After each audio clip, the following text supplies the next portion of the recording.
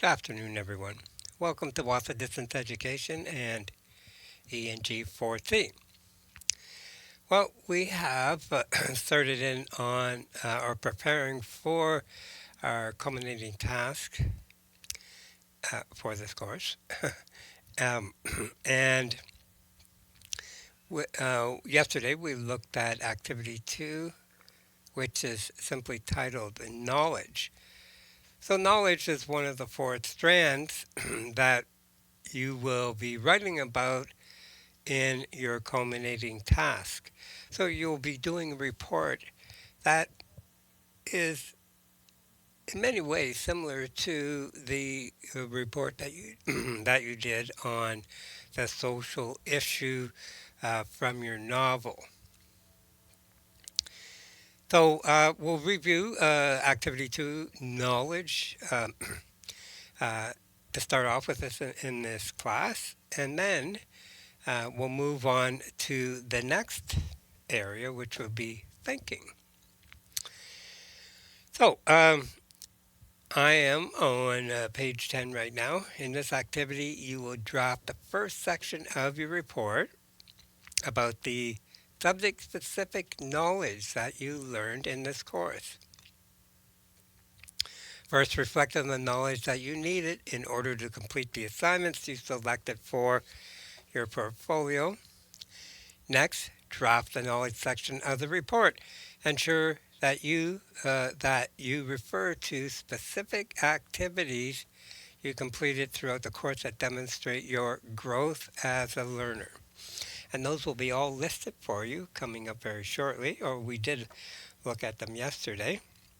But every different section will have a list of specific uh, activities in it.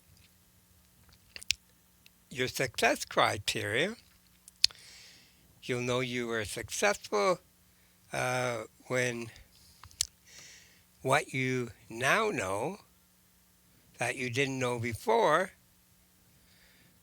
can be viewed by your portfolio sections, by reviewing your portfolio selections.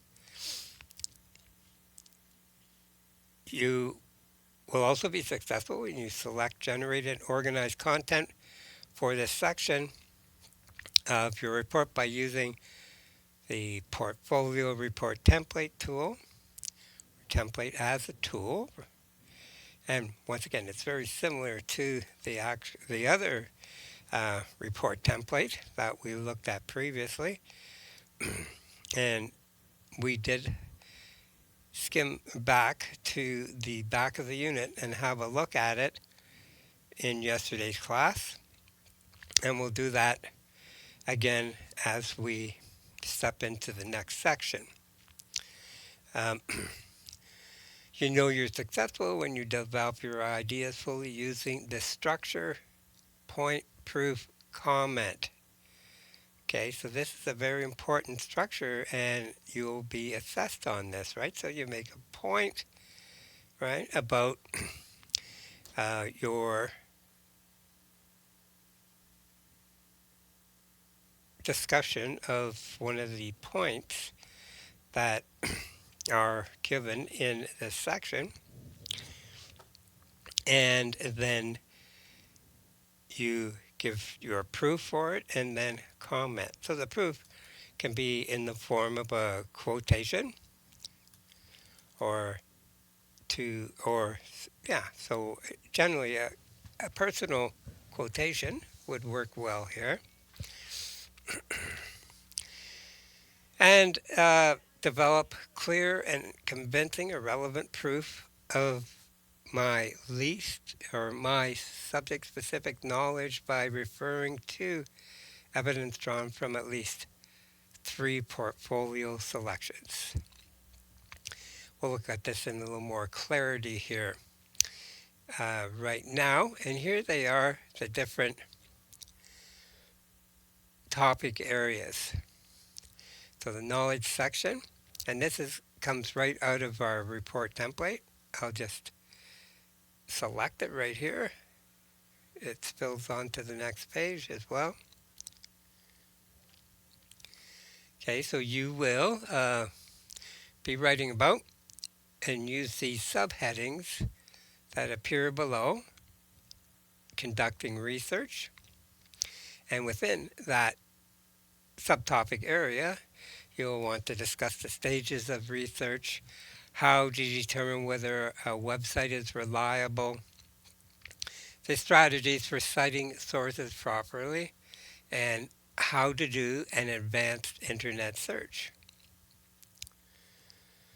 Then, the next subtopic area is the theories of fear. And there was lots of information on the theories of fear. On page 12, you will want to discuss Freud's theory of the unconscious mind and why we respond to horror fiction, Stephen King's theory about why people like scary stories, the psychology of fear, and the three subgenres of horror. And then the next subtopic is the elements of fiction.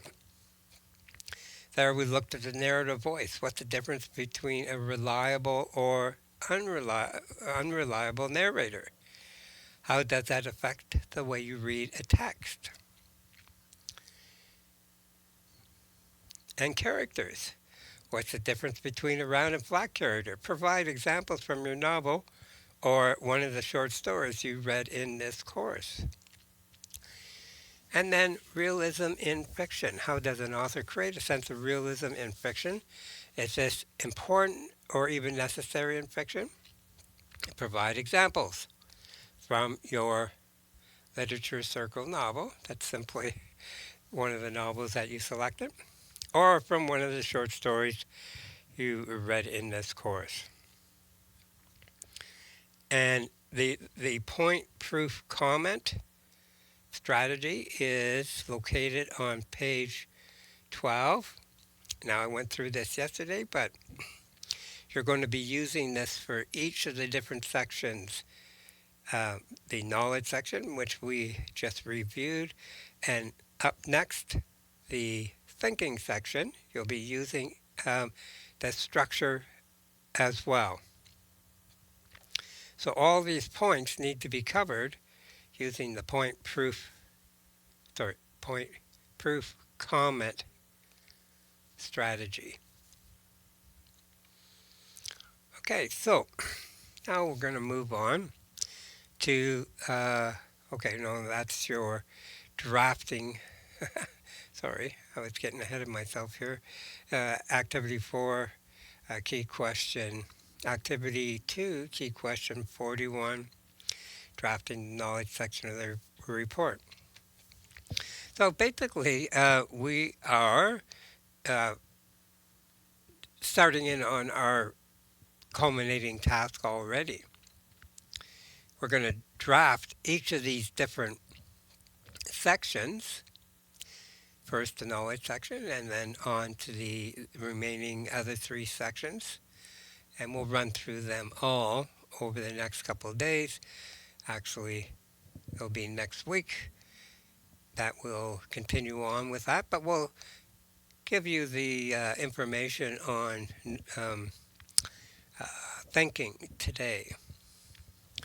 But this is kind of nice because you get to already organize your culminating task, write down what you need to know, and then if it needs to be edited, we can work on that together as well as we've done throughout this course.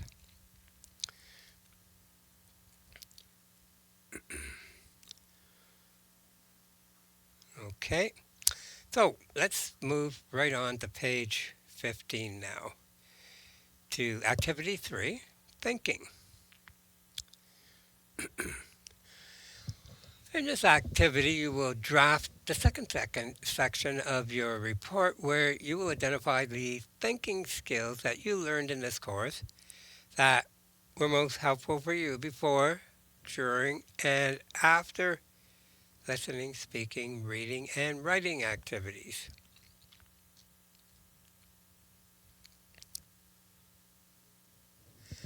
First, We'll read about and reflect on the different levels of thinking.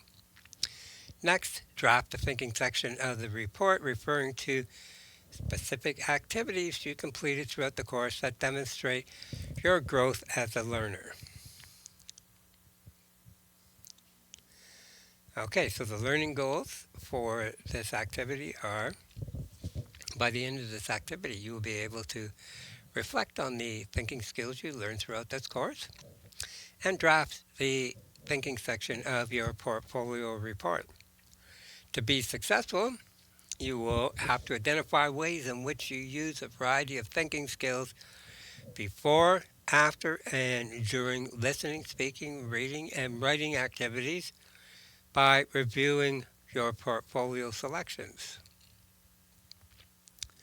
You'll have to explain which strategies were the most helpful for you.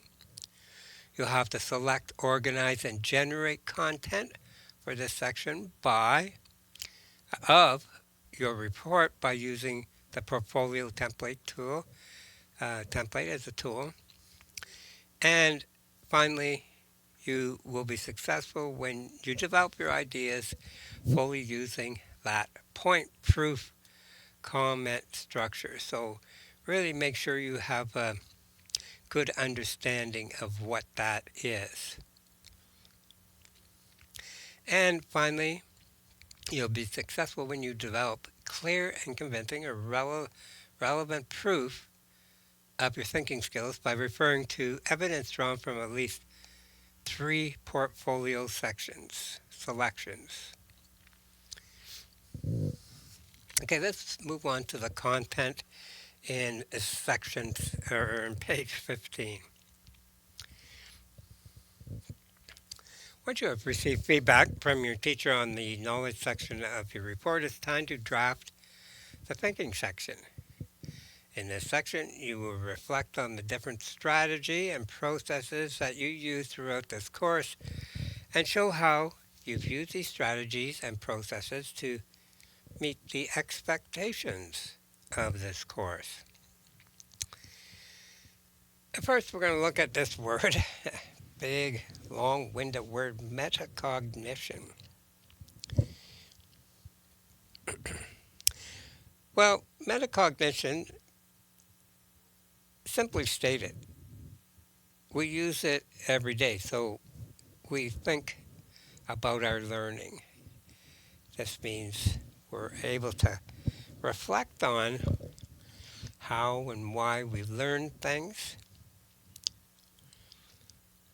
And this is an advanced skill set that hopefully we've helped to develop throughout this course. Because you'll need this skill set when you go on to college or university, because you'll be getting all kinds of information, all kinds of knowledge, and you will need to apply it in a personal way. Isn't that what writing an essay is like? So, meta means something that refers to itself, and cognition means thinking. Therefore, metacognition means thinking about thinking. That's what you're required to do in this section of the report. So, metacognition means using goals, success criteria, and descriptive feedback. All right, so success criteria, of course, we use that all the time when we, for instance, read through a rubric that gives us the different items that we're responsible for, the different criteria that we're responsible for in an assignment. And of course, learning goals. We have included learning goals with every assignment or every activity in the course.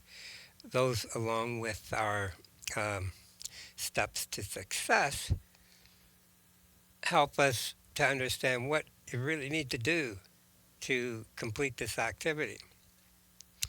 And then, of course, the descriptive feedback. Well, we've done our best to give descriptive feedback, and it's kind of fun to banter back and forth on Facebook about ideas and how to apply uh, those ideas.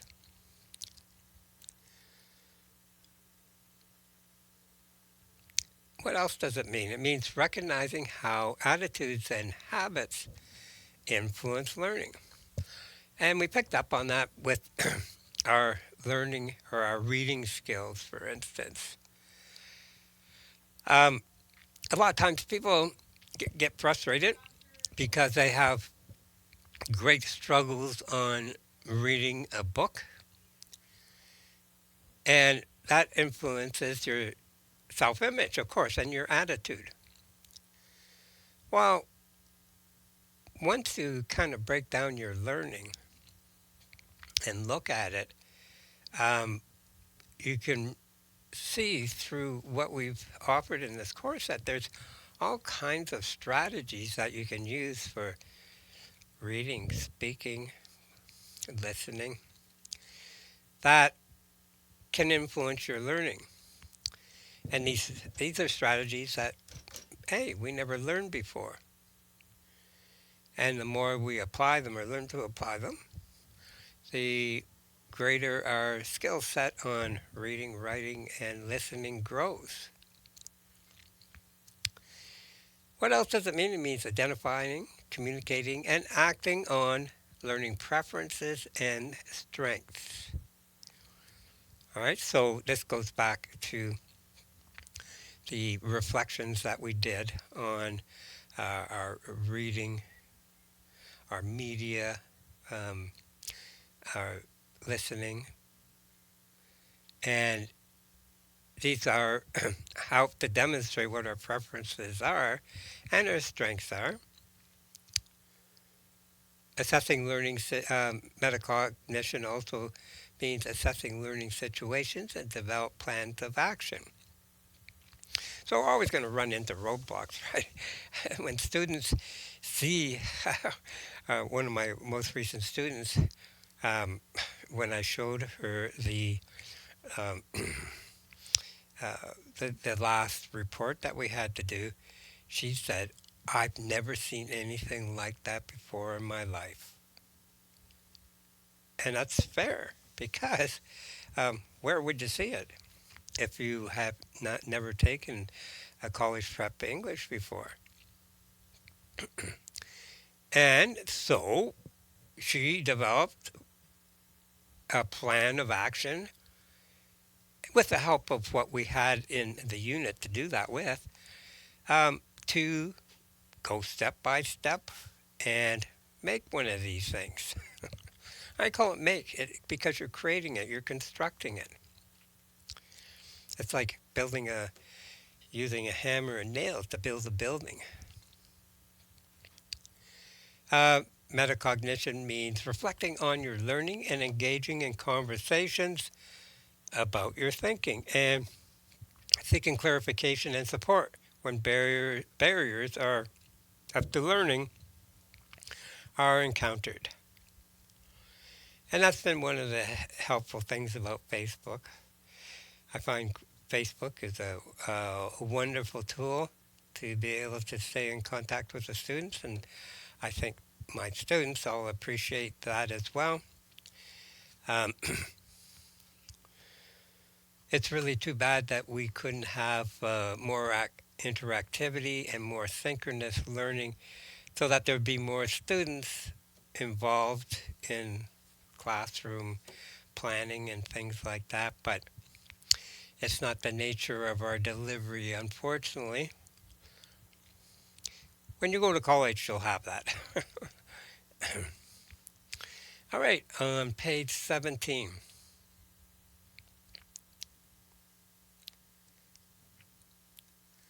Different types of thinking, different kinds of thinking. Did I say page 17? I think I did. Different kinds of thinking are required for different tasks, which is illustrated by the image to the right. see that triangle there? What do we have on it there? We have remembering right at the base. Above that, understanding. Above that, applying. Above that, analyzing. Above that, evaluating. And at the very peak top is creating.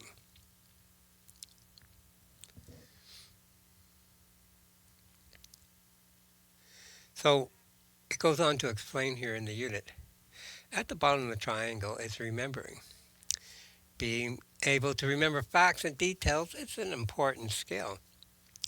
It forms the base of all the other thinking skills, but it's also the least complex of all the skills.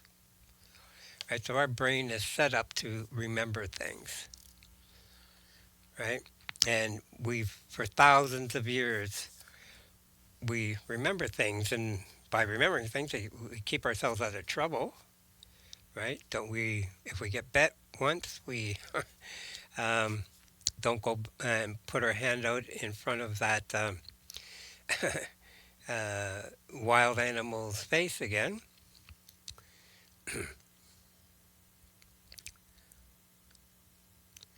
Understanding is a little more complex.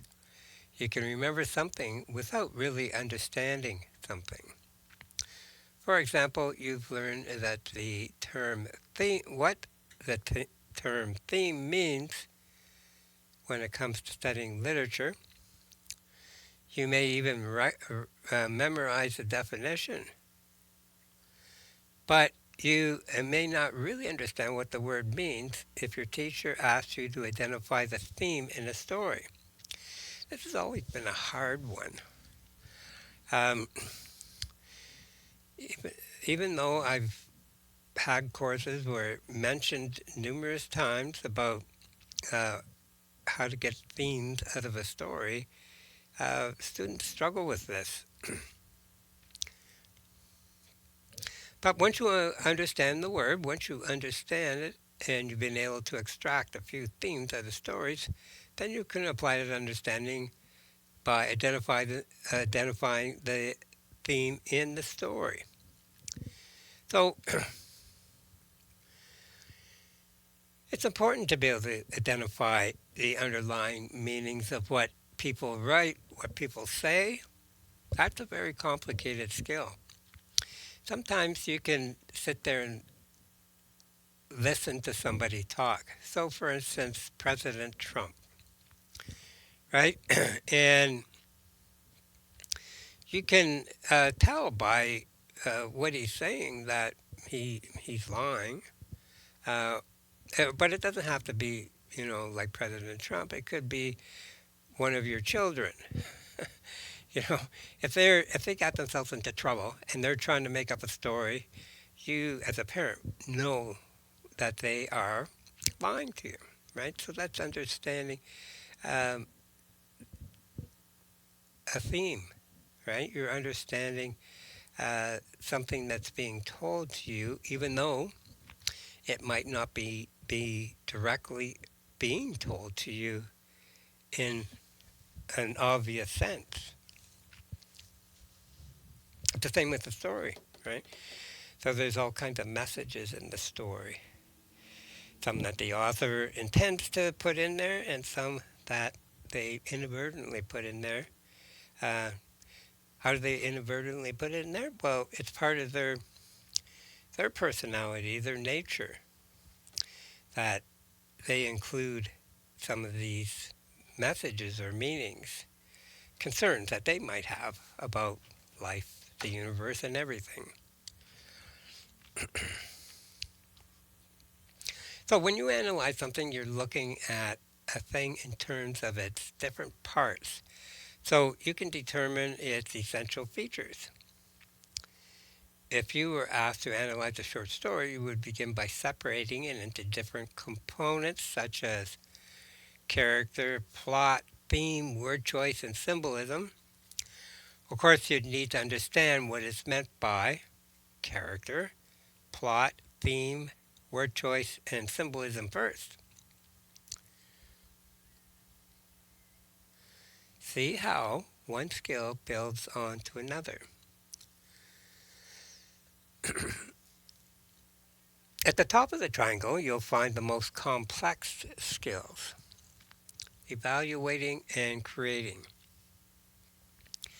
When you evaluate, you are forming judgments about something.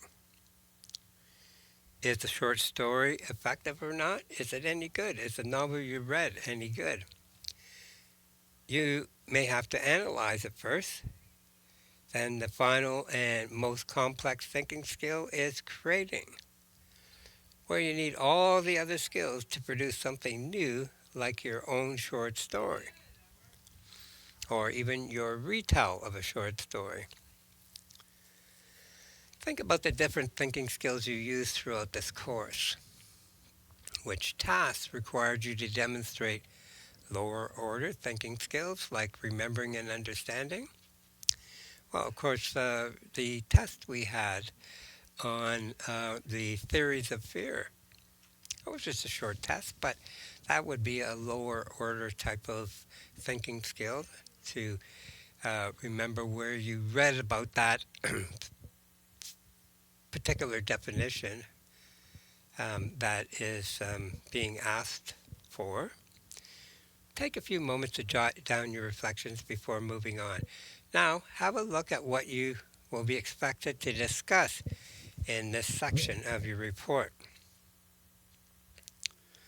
This section of the report focuses on the strategies you've used throughout the course and how they've helped you with your reading, writing, speaking, and or listening skills. In this section, you must make specific reference to at least 3 of the 4 items in your portfolio. Explain to the audience what the following strategies are and how you used them in the course.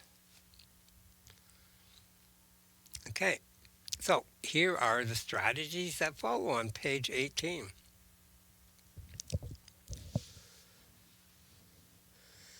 Choose at least, or reading strategies is our subtopic for the thinking section. Choose at least 3 of the following that were the most helpful for you.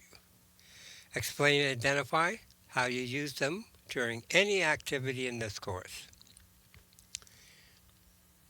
So, we had activating prior knowledge, using a graphic organizer such as a KWL chart or I read, I think, therefore chart, skimming, the act of skimming, making connections, visualizing. So these are all strategies that we use for reading a book. Talking back to the text, asking questions. Our next subsection then is listening strategies. Choose at least 3 of the following that were the most helpful for you. Explain and identify how you use them during the activity of the course. Setting a purpose for listening. Avoiding distractions. Listen for the main ideas and supporting details. You know, listening's a very complicated skill. Even the best listeners sometimes can only sit there and focus for 15 minutes at a time. That's why you'll see the best speeches don't go on and on and on. 15 minutes and people start to lose their focus. That's why these really great speakers like Martin Luther King, they use all kinds of strategies and techniques to engage the viewers, right? Those use of emotionally charged words, the repetition, the stresses that they make on certain important words, eye contact, things like that. Also, we have asking questions to yourself while you're listening, or if you're listening to someone talk in a meeting, asking them questions, visualizing, taking notes. So when you go to college or university, this is a strategy that you're going to use quite often. You go into lectures. Sometimes there's a guy up there, like me, sitting there talking for 40 minutes straight. And, well, it's almost relaxing to be able to take notes. Um, it just helps you focus on what the person is saying. I often find, too, that when taking notes, if I rewrite them um, when I get home, and it doesn't take very long, I rewrite them when I get home, and it kicks in this long term memory and really helps for recall when I had to do a test or exam later. And what else? Of course, we have, besides listening and reading, we have speaking skills. This is on the bottom of page 18. Choose at least three of the following to explain and identify how you use them during an activity in this course. Okay, so making eye contact, using visuals when appropriate, avoid unnecessary words, speak clearly, vary your tone and pace, and practice. And so most of this will get, uh, well, we encountered when we did our oral essay, speaking skills.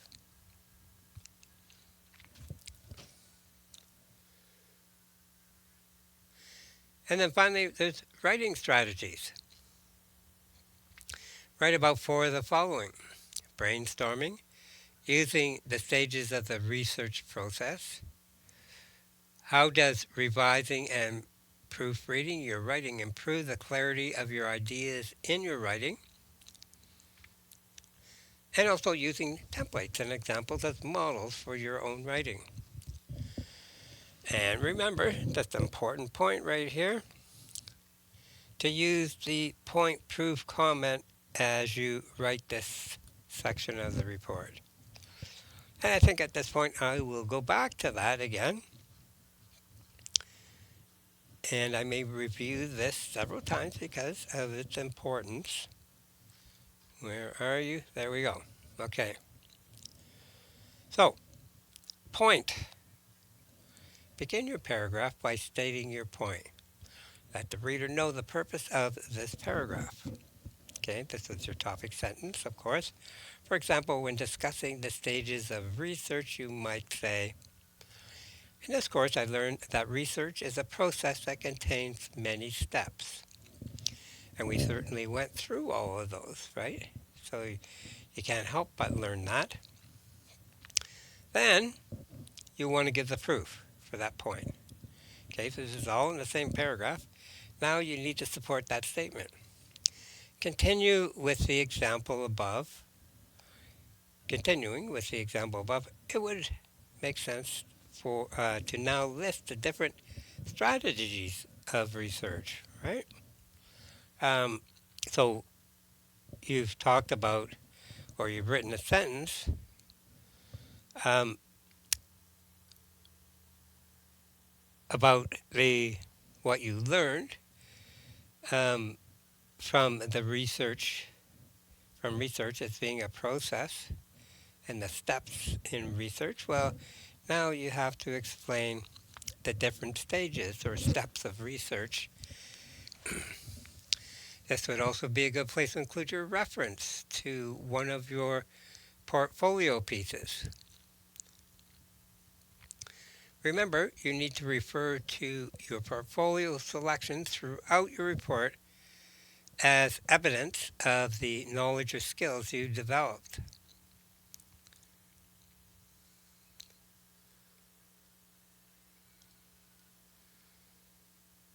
And then, to finish up the paragraph, don't let the reader lose sight of why you're telling him or her about this. You are demonstrating to your reader how you've grown as a leader, a learner. What did you learn from this experience that you didn't know before? Explain to your reader why this is important. So this is a, a big metacognition question here, or explanation. Why is this important? Continue to use the point, proof, comment strategy throughout your report to ensure you develop your ideas fully. Remember, this is a report, so if you think a bulleted list or table or other kind of graphic will add clarity to certain points of your report, you should include it. Okay, so I mean, there's a little more detail and thought to go into tables, for instance, but if you're feeling that the information fits better into a table than having to write it all out, it might be easier for the reader to grasp the connections between the different points and proofs that you are given. Okay. On page 13 then we have key question 41. Once again, there's 4 of these types of key questions. Drafting the knowledge section of the report. Okay, so you are going to complete this. It's a draft. So drafts all have to be revised and edited. And the best way to start that off is to complete it and send it to your teacher.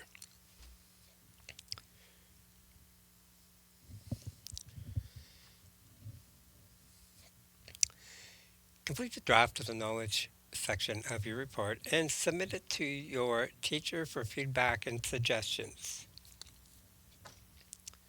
Refer to the portfolio report template for formatting and content. The rubric below will be used to evaluate your final version of the portfolio report, but it is helpful to look at the rubric now so that you know what expectations you are working toward. The specific sections of the report that are addressed, that shouldn't be knowledge that we're looking at. We are looking at thinking. That should actually be thinking here. The thinking, that's the typo. That's what we're working on, right? So, the top rows here are knowledge and understanding. We skim on to page 14, and then our second row shows the thinking skills, the thinking categories that we have in this course. These of course are from the expectations in the course, and that's why we're covering them all one section at a time. So, for level 4, If you demonstrate, you use metacognitive skills relating to listening, speaking, and skills with a high degree of effectiveness. If you use metacognitive skills related to reading skills with a high degree of effectiveness. If you use metacognitive skills related to writing skills with a high degree of effectiveness. Okay, so those are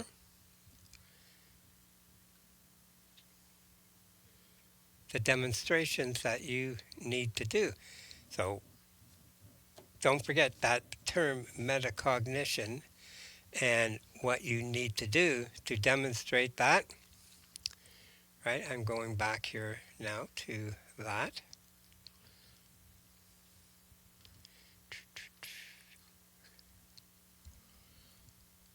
Where are you now? I think I passed over it.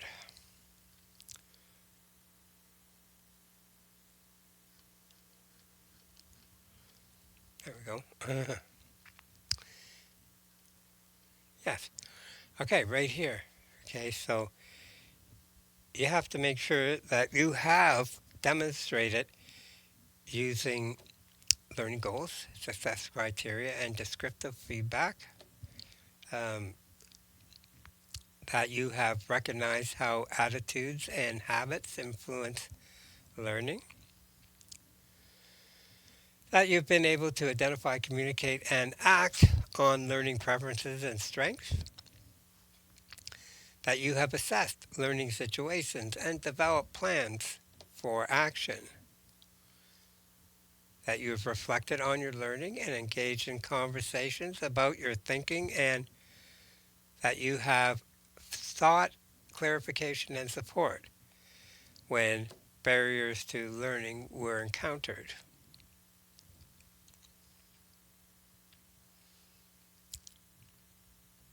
So it's really important that you include all of that in your reflections here.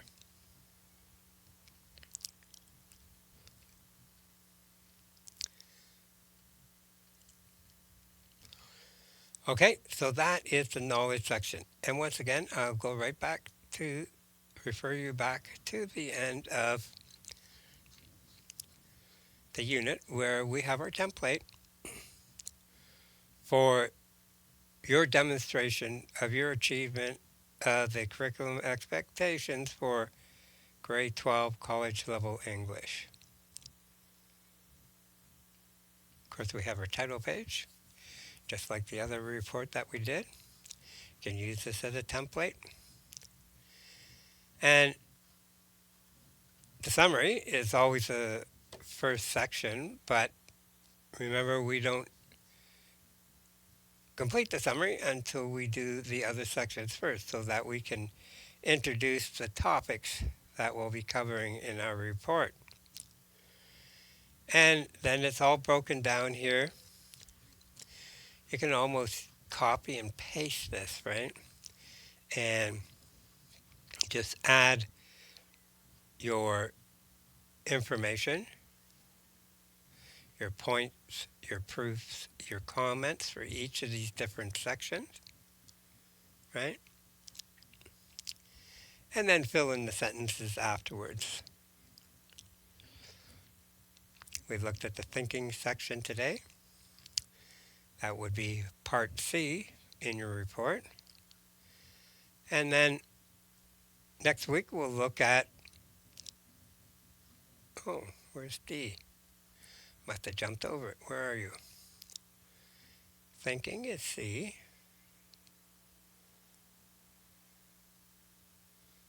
D is missing. I got E's next with communication, right? And then this should actually be D and E right here. And E will be application. And application will be a little bit different. Um, Notice that there aren't all of these points and proofs that you have to fill in here, but we will discuss that at a later time. All right, so that is your. Well, I'll skim back right now to where we left off. The knowledge section of the report, or the thinking section. Sorry, I jumped too far back. Okay, so that's key question 42. Now that it'd be nice if you could get key question 41 done first, right? So we can review that together and then do key question 42. So if you could get them both done over the weekend, and then on Monday I can review them for you, and you can do your revision and edit if you need it. And then we can finish up the last two sections. And that basically, once you have them all uh, edited and revised, then all you have to do is copy and paste them into your report. And then you just have to finish the summary and the uh, uh, application part, which shouldn't take more than a day, couple hours for both of those, and you'll be all done. That will be the course complete in its entirety.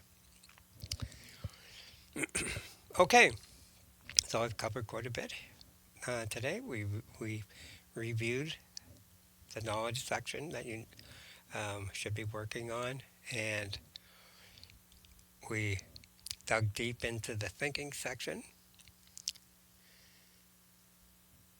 You have a couple of key questions to work on. Please get those done, and anything else that may be truant, and we can get those all graded for you. And this credit, and also the high school diploma that's waiting for you.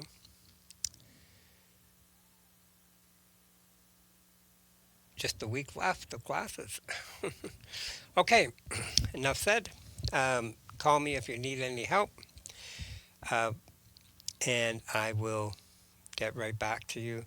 Facebook's probably the best way to do that. I'll be checking it every once in a while during the weekend. Anyways, have a great weekend, everyone, and we'll talk to you Friday at the same time for our last week of classes. Have a great evening, everyone. Bye for now.